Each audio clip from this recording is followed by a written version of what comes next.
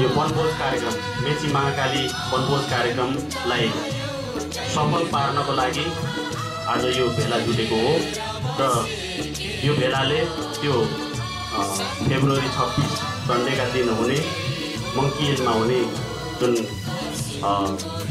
मेची महाकाली वनभोज कार्यक्रम छ त्यसलाई सफल पार्नको लागि विभिन्न कार्यहरू गर्नेछ र त्यसका लागि सक्रिय रूपमा सहभागी भइकन यथाशक्य यो कार्यक्रमलाई सफल पार्नको लागि आफ्नो सल्लाह सुझाव र सम्पूर्ण रूपले चाहिँ सहयोग गर्नुहुनेछ भन्ने खुसी लाग्यो समिति वनभोज कार्यक्रम राखे तर आज यो जानकारी सभा वास्तवमा यो जानकारी सभा भन्ने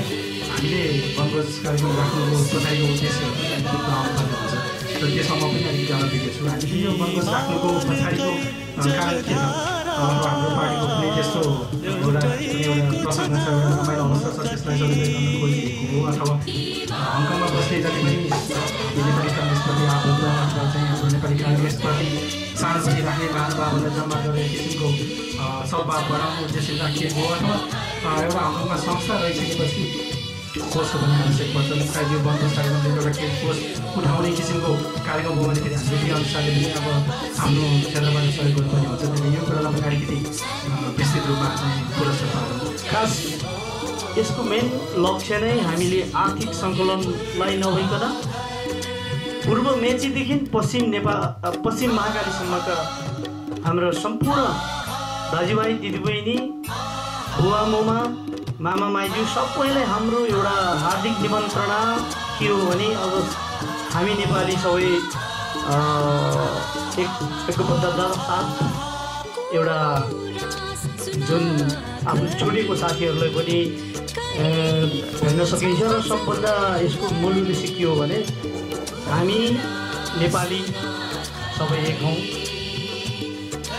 एउटा सयौँ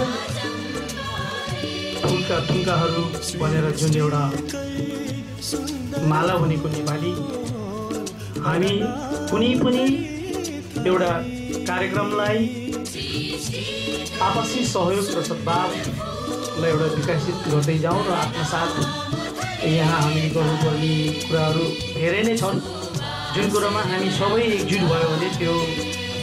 असफल नहोला भन्ने कुरो छ जुन हाम्रो 26 फेब्रुअरीमा हुन गइरहेको मेची महाकाली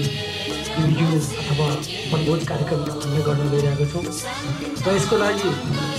मेरो व्यक्तिगत तर्फबाट यहाँलाई म के सुझाव दिन चाहन्छु भने हुन त हामी सबै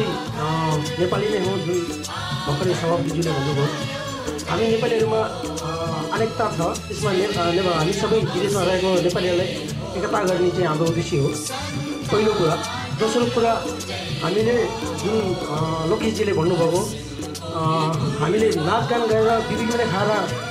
त्यो एउटा उद्देश्यविहीन हामी चाहिँ गर्न चाहन्न र त्यसको लागि पनि हामी पूर्व तयारी हुनुपर्ने जरुरी छ त्यसको लागि हङकङमा हामी विभिन्न कार्यक्रमहरू सबैले गरिरहेको छ र त्यसमध्येमा पनि यो हाम्रो यो जनसभा समिति हङकङले गर्न गइरहेको एउटा हाम्रो लागि ठुलो चुनौती पनि छ र यसमा तपाईँ हामी सबैको साथ चाहिन्छ र यसमा हामीले गर्न खोजेको खास के भने एक त नेपालीहरूलाई एकता गर्ने दोस्रो कुरा हामी यहाँ हङकङमा रहेका जति पनि जनसम्पर्क समितिप्रति आबद्ध अथवा आस्थावान जति पनि साथीहरू हुनुहुन्छ उहाँहरूले हामीले कसरी भेला गराउने र यसमा वनभोज कार्यक्रममा गएर हामी आपसमा कसका कति अब त्यहाँ जनसभा समितिप्रति हामीलाई सद्भावना छ